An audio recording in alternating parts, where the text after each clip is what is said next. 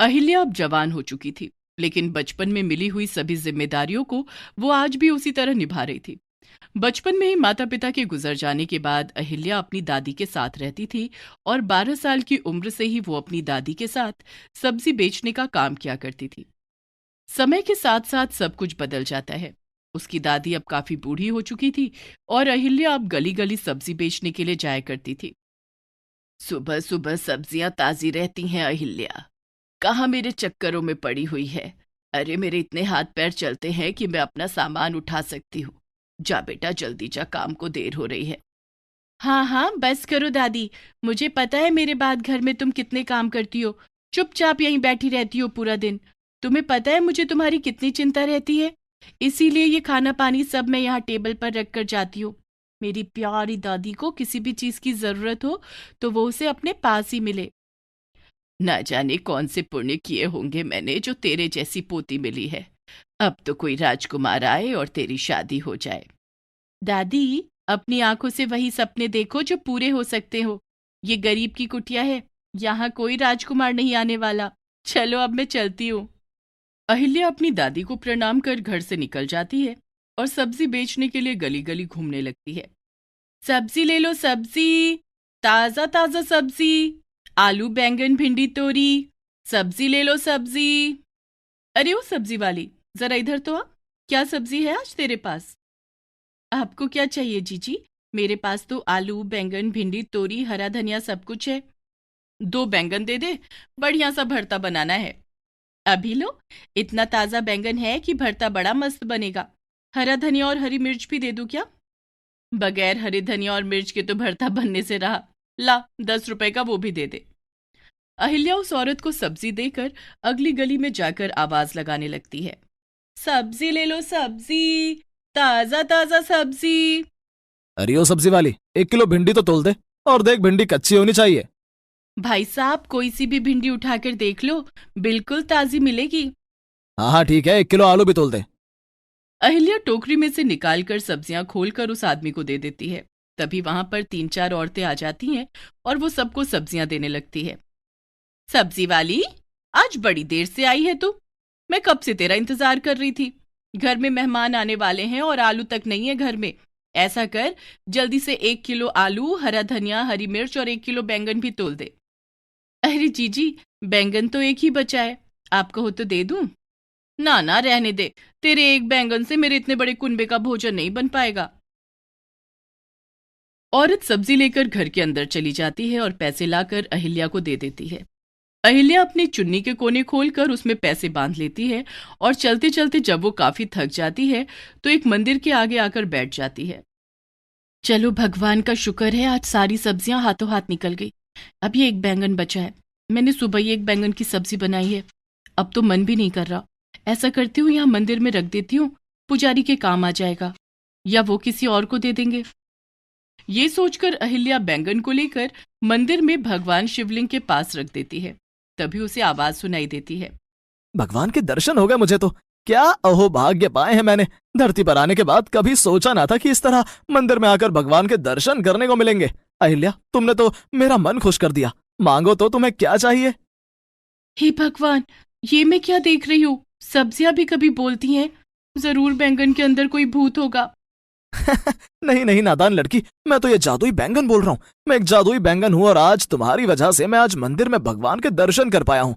मैं सब काम कर सकता हूँ। मुझे उठा लो अहिल्या, अपने घर ले चलो। आज के बाद मैं तुम्हारे साथ रहूंगा। तुम्हें जिस भी चीज की जरूरत हो मुझे बताना। तभी अहिल्या देखती है कि एक बूढ़ी औरत मंदिर में आती है और भगवान के आगे हाथ जोड़कर रोने लगती है। कितना तिरस्कार करवाएगा भोलेनाथ, 2 दिन से भूखी घूम रही हूँ। जिसके दर पर जाती हूँ सब मुझे लताड़ देते हैं।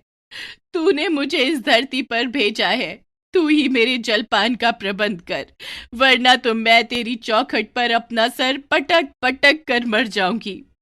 ऐसा न कहो बूढ़ी माँ, भगवान के दर पर आकर भी इतना अविश्वास। दुनिया जहां से ठोकर मिल सकती है, लेकिन यहाँ भगवान के दर से नहीं। लगता है ये बूढ़ी अम्मा काफी दुखी है। इन्हें कई दिनों से खाना नहीं मिला है और ना ही इनके पास पैसे हैं। बहू बेटे ने घर से निकाल दिया है। हे भगवान, ये कौन बोल रहा है जिसने मेरे जीवन का चित्रण कर डाला? बूढ़ी अम्मा, मैं बोल रहा हूँ जादुई बैंगन, अब तेरे सारे दुख के दिन बीत गए हैं। अब तू अपनी उस झोपड़ी में चली जा जहाँ तेरे बेटे बहू ने तुझे रहने के लिए दिया है, और शाम को चमत्कार देख। फिलहाल तो तू पेट भरकर खाना खा, तू बहुत कमजोर लग रही है। देखते ही देखते वहां एक भोजन की थाली आ जाती है जिसमें चावल, दाल, रोटी, सब्जी, दही और एक मीठा भी था। अहिल्या तो हैरान थी, वो बूढ़ी काकी भी हैरान थी। वो भोजन करने लगती है। अहिल्या और जादुई बैंगन को आशीर्वाद देकर वहां से चली जाती है। जादुई बैंगन के कहने पर अहिल्या उसे अपने साथ अपने घर ले आती है। उधर शाम को बूढ़ी काकी की झोपड़ी में, हे भगवान, ये मेरा छोटा सा बक्सा इतना चमक क्यों रहा है? वो डर कर जैसे ही अपने उस छोटे से बक्से को खोलती है, हैरान हो जाती है। वो सोने से भरा हुआ था। तभी झोपड़ी में निकलती हुई रोशनी को देखकर उसका बेटा और बहू वहां आते हैं और बुढ़िया को सोने के साथ देखकर उसके पैर पकड़ लेते हैं। माई, मुझे माफ कर दे। चल यहाँ झोपड़ी से, अब तुझे यहाँ रहने की जरूरत नहीं है। तू अब हमारे साथ रह। हाँ माई, हमारे साथ रह। हम जो आज तेरे साथ कर रहे हैं वही कल हमारी औलाद हमारे साथ करेगी।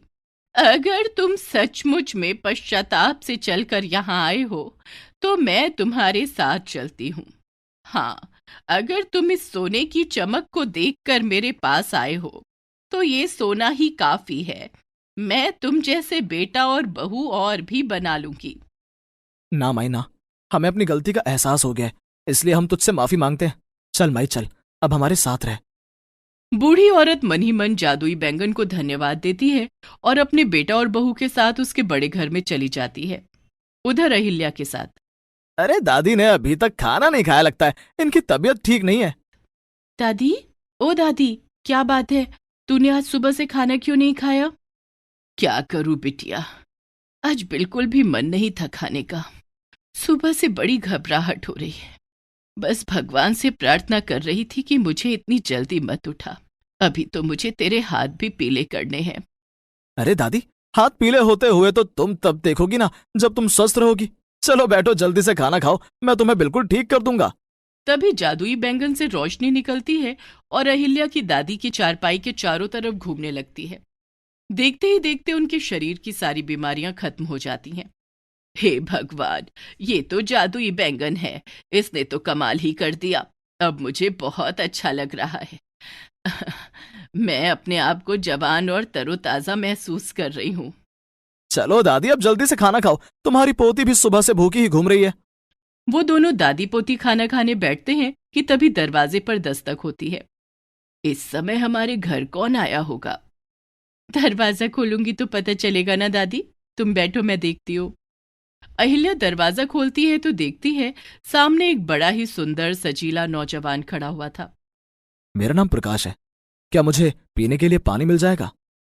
आ जाओ प्रकाश, आ जाओ, मैं तुम्हारा ही इंतजार कर रहा था। अरे, तुमने तो मेरी बात का बुरा ही मान लिया था। तुम्हें पता है मैं तुम्हें कहाँ कहाँ ढूंढ रहा था, और तुम हो कि यहाँ बैठे हो। जादुई बैंगन और प्रकाश को बातें करता हुआ देखकर अहिल्या और उसकी दादी हैरानी से दोनों की तरफ देख रही थी कि तभी प्रकाश दौड़कर अंदर आता है और बैंगन को उठाकर गले से लगा लेता है। तो मैं क्या करता, घर छोड़कर ना आता तो? तुमने उस दिन कहा कि अगर तुम कोई मेरे लिए लड़की ढूंढ सकते हो तो ढूंढो, तो मैंने तुम्हारे लिए एक अच्छी और सच्ची और सुलझी हुई लड़की देख ली है। अरे, तुम दोनों तो लगता है एक दूसरे को जानते हो।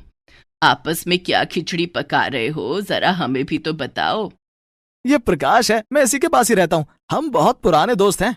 प्रकाश के माता पिता चाहते हैं कि उसकी शादी एक बड़ी ही समझदार लड़की के साथ हो जाए, लेकिन वो ऐसी लड़की ढूंढ ही नहीं पा रहे थे। मैंने प्रकाश से कहा तुम अपने लिए खुद एक लड़की ढूंढ लो। तब इसने गुस्से में कहा कि अगर तुम्हें ढूंढनी है तो ढूंढ लो। फिर मैं गुस्से में वहां से गायब हो गया और अहिल्या के पास आ गया। अहिल्या एक बहुत ही प्यारी लड़की है, और प्रकाश, मैंने तुम्हारे लिए अहिल्या को पसंद किया है। ये सुनकर अहिल्या शर्मा जाती है। प्रकाश अहिल्या को ध्यान से देखता है तो वो अहिल्या को अपना दिल दे बैठता है। दादी माँ, अगर आपकी इजाजत हो तो क्या मैं अपने माता पिता को यहाँ बुला सकता हूँ? वो दोनों आपसे मेरी शादी की बात कर लेंगे। मेरी अहिल्या की तो किस्मत जाग गई। हाँ हाँ बेटा, क्यों नहीं, मैं भी अपनी पोती का विवाह करना चाहती हूँ। प्रकाश अहिल्या से पूछता है। अहिल्या भी हाँ बोल देती है। फिर प्रकाश वहां से चला जाता है और जादुई बैंगन अहिल्या के घर को बड़ा सुंदर बना देता है। उसके पास सुंदर सुंदर कपड़े रख देता है।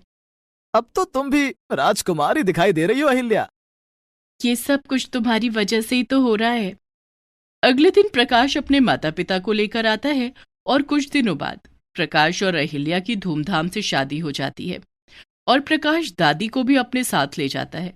ये देखकर जादुई बैंगन खुशी से झूमने लगता है।